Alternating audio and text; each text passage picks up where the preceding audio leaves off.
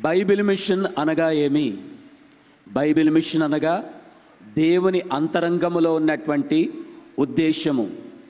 మన దైవజనులైన దేవదాసయ్య గారికి పరలోకపు తండ్రి నామమున అందించబడిన సందేశమే బైబిల్ మిషన్ అయినది.